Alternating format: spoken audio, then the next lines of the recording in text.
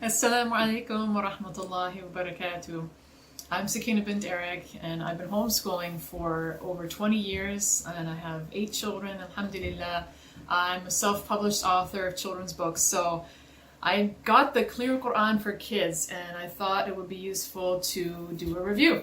So here it is, the Clear Quran for Kids. So I was very excited when I heard about this project because I already love the Clear Quran translation, and my organization, Converts for Unity, have been circulating that when we have our events so that the people who are new to Islam or those people who are interested in Islam can read this very concise, very easy to understand modern English translation. And I'm just going to see how the Clear Quran compares with the Clear Quran for Kids, because this is really a groundbreaking project, and I'm very excited to be able to hold it in my hands finally after waiting with the whole quarantine shipping nightmare. We finally have it in the house. I was so pleased.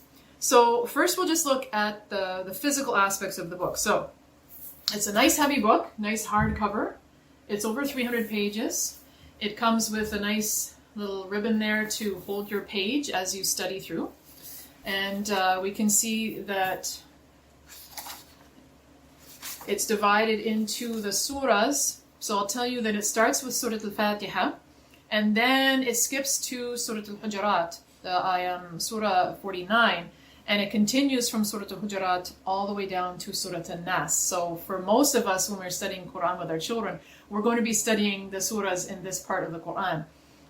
For my children, they've been studying Surah Al-Baqarah sometimes too, so inshallah we're waiting for another edition, inshallah, in addition to this work that will help my sons and daughters understand Surah Al-Baqarah, what they've been studying. But mashallah, this is a real benefit to us.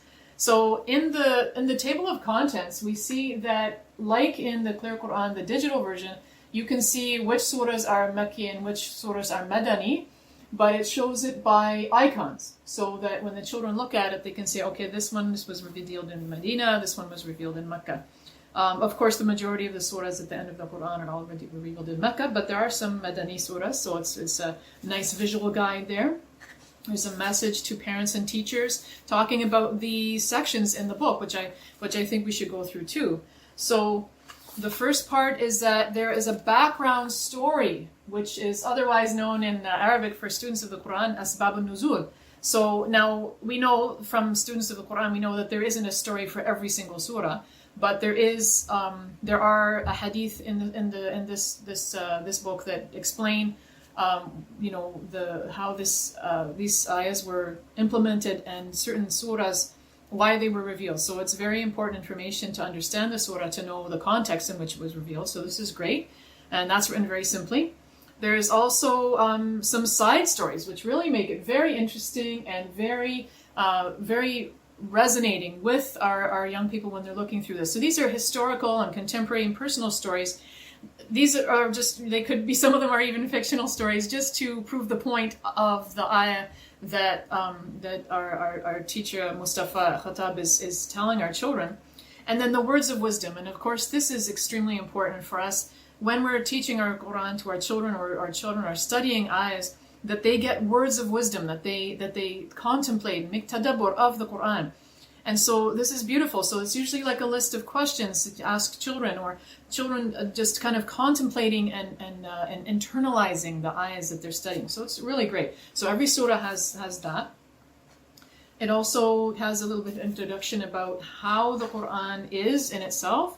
There's a list of the prophets' names, and in Arabic, English, and the English transliteration of it. A glossary of terms, which is very useful for the English, of course, because there are certain words that are translated into English that we might not make that connection with the words that we know from Quran, so this is very good. And then some definition of some Arabic words. So we also have that too, in the English transliteration, the Arabic, and the definition, which is extremely helpful. So let's take a look at one surah in particular, and I'll just read some highlights from it because I don't want to give everything away, because you should all, every single house that speaks English in the Muslim world and in the non-Muslim world, I think should have this book. So I'm just going to pick one of my favorite surahs in here, and then we'll just kind of go over it a little bit in the book, inshallah. I know, because it's Ramadan, we'll take a look at Surah Al-Qadr, the night of glory. So first off, you have this beautiful picture. And I understand that the images were made by the artists that work on Noor Kids magazine. So that's wonderful that they have done that beautiful collab for us.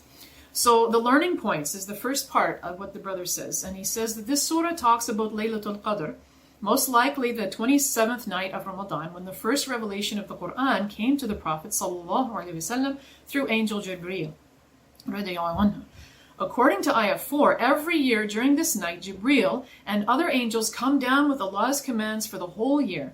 This includes all the things that are going to happen to a person until the next Laylatul Qadr.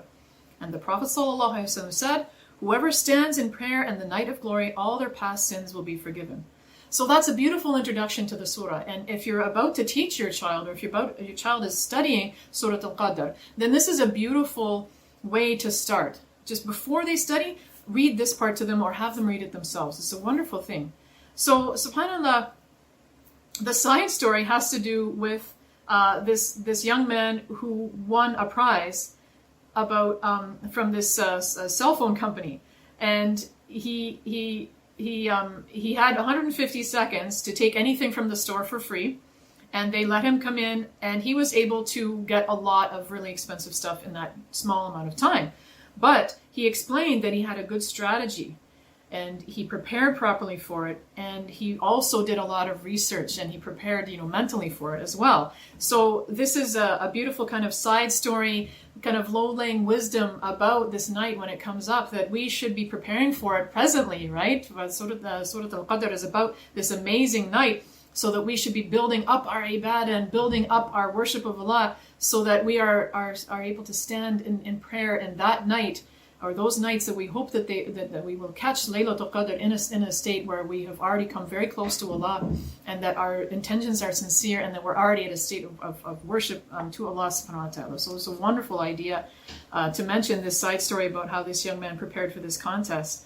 And then there's a wonderful anecdote about Imam Malik and his lesson, and how there was an elephant came into the city. Somebody brought an elephant during one of Imam Malik's lessons, and then everybody left the lesson because they wanted to go see the elephant. And one of the students of Imam Malik was named Yahya, and he said, "Dear Imam, I left my country and my family, traveled a long distance to see Imam Malik, not an elephant." So it's a wonderful idea, that during this time in Ramadan, maybe people are occupying themselves and just distracting themselves from fasting, as opposed to actually focusing on, making the best, especially in the last 10 nights. And so our teacher, he gives this wonderful example about, we have a lot of elephants that are distracting us at this time, and it's just a wonderful way to introduce the surah and give some contemplating points on it. Alhamdulillah. So then he gets into the words of wisdom. And so the words of wisdom having to do with preparing for the salah and to prepare for this night in Laylatul Qadr. So for physical worship, so we should try to be in a state of fasting if we can during those days, and in the nighttime trying to pray and reading Quran and remembering Allah and making dua. And financial worship, of course, paying our zakah and giving our sadaqah. And the Prophet ﷺ, it mentions this beautiful hadith that the Prophet ﷺ was very generous all year long, but was more generous during Ramadan, as we are aware of. Now, this is so wonderful because, mashallah, there's all these really wonderful little stories and anecdotes, some quotes and things, and I just think that, at the end of each of the chapters, then he will actually have the surah itself. So we have, the stories, another side story here, and then at the very end, he's going to have the surah with his very simple, easy to understand translation and the Arabic text, which is very, very simple and very easy to read. So to give you an idea of the translation, if you're not familiar with the clear Quran, I'll read it for you, inshallah, this small surah. In the name of Allah, the most kind, most merciful. Surely it is subhanAllah. Surely it is we who sent down this Quran down in the night of glory. And what will make you realize what the night of glory is? The night of glory is better than 1,000 months. That night the angels and the Holy Spirit come down by the permission of their Lord with every set matter. It is all peace until the break of day. So this is so much easier for our children to read, subhanAllah. And, I have an idea, and maybe this will catch on, inshallah. I know that some of us have a habit of memorizing our Quran with our children, and we reward them from having finished a surah. But we're not finished when we memorize the surah, right? We're just getting it in our heads so that we can easier contemplate and easier get into the meaning of the surah. So when we're talking about a book like this, I can see that this book can be an instrumental benefit to the whole next generation of Muslims. They're living in the West.